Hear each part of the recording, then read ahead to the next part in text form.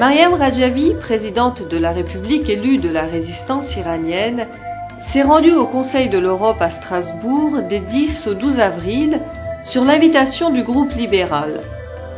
À son arrivée, elle a été accueillie par une délégation de parlementaires et de présidents de groupe, notamment Lord Russell Johnston, président d'honneur du groupe libéral et ancien président de l'Assemblée parlementaire du Conseil de l'Europe, les députés britanniques Rudy Weiss, David Marshall et Alan Mill, Rosemary Zafelbling, première vice-présidente de la Commission sur l'égalité des chances pour les femmes et les hommes, Goran Lindblad, rapporteur du Conseil sur l'Iran, et Jean-Paul Henry, parlementaire de Belgique.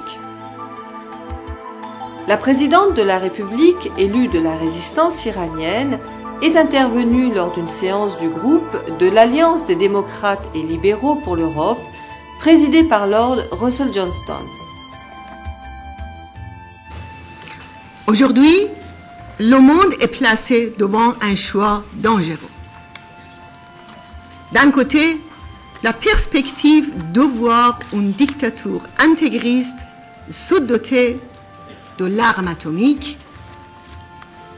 et d'un autre côté, la perspective d'une nouvelle guerre dans la région.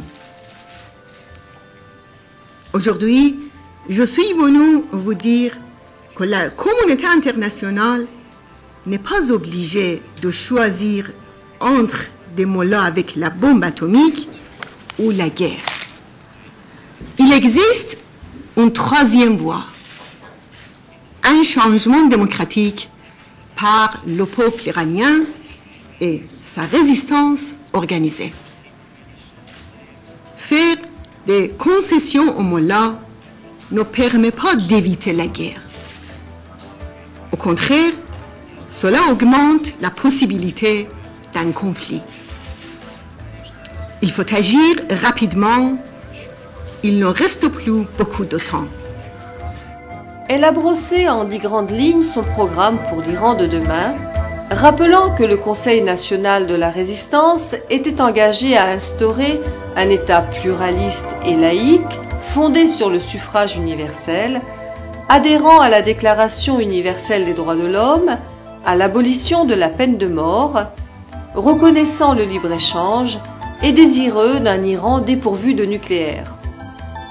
Dans un communiqué, le groupe libéral a déclaré « Madame Rajavi et son mouvement représentent une véritable alternative démocratique aux dirigeants intégristes en Iran. » En réponse à la demande du régime iranien, le principal mouvement d'opposition, les Moudjahidines du peuple, a été taxé d'organisation terroriste, alors qu'il n'existe aucune base pour cette allégation contre l'OMPI. Nous devons dire haut et fort que le CNRI est une coalition démocratique. Madame Rajavi a également pris part à une séance du groupe socialiste du Conseil de l'Europe le 12 avril.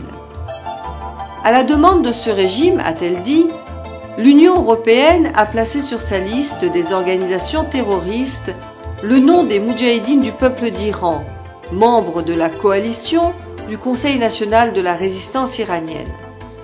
Aujourd'hui, c'est devenu un prétexte pour que même notre liberté d'expression en Europe soit mise en cause.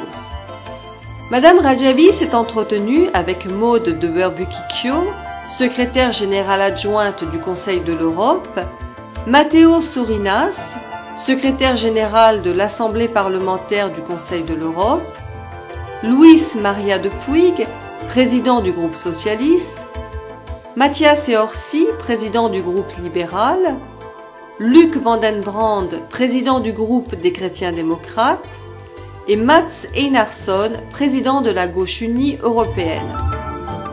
Elle a aussi rencontré Dick Marty, président de la Commission des affaires juridiques et des droits de l'homme, Adrian Séverin, membre éminent de la Commission politique et ancien ministre des Affaires étrangères de Roumanie, Goran Lindblad, rapporteur du Conseil sur l'Iran, Elsa Papademetriou, présidente de la délégation grecque, et des membres du groupe conservateur britannique.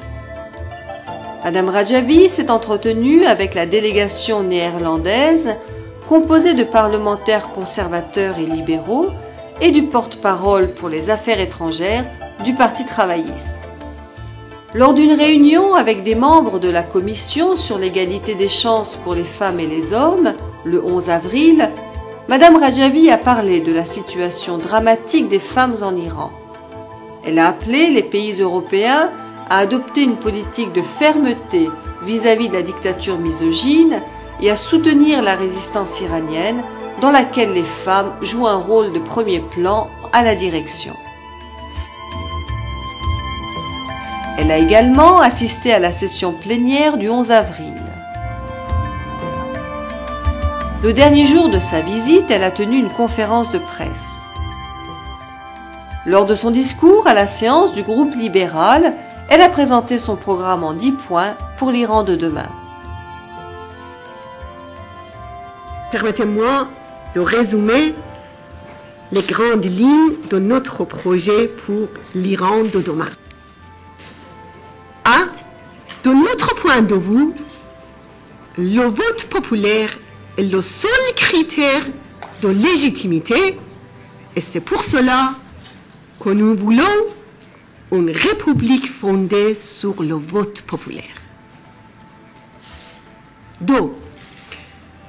Nous voulons un système pluraliste, la liberté de parti et d'assemblée. Dans l'Iran de demain, il existera une liberté totale d'opinion, d'expression et de la presse, et toute censure ou inquisition sera interdite. 3. Dans l'Iran libéré de l'oppression des mollahs, nous nous engageons à défendre et maintenir l'abolition de la peine de mort. 4. La résistance iranienne établira la séparation de la religion et de l'État. Toute forme de discrimination contre les fidèles de diverses religions et cultes sera interdite. 5. Nous croyons dans l'égalité totale des femmes et des hommes pour tous les droits politiques et sociaux et la participation égale des femmes à la direction politique. Toute forme de discrimination contre les femmes sera abolie et elles auront notamment le droit de choisir leurs vêtements. 6. Nous voulons instaurer un système judiciaire moderne basé sur le respect de la présomption d'innocence, le principe de droit à la défense et l'indépendance totale de la justice. Les châtiments cruels et dégradants seront abolis. 7. Nous nous engageons à respecter la Déclaration universelle des droits de l'homme, les pactes et les conventions internationales, notamment le pacte international relatif aux droits civils et politiques, la convention contre la torture et la convention pour l'élimination de toutes les discriminations contre les femmes. 8. Nous reconnaissons la propriété privée, l'investissement privé et le libre-échange. 9.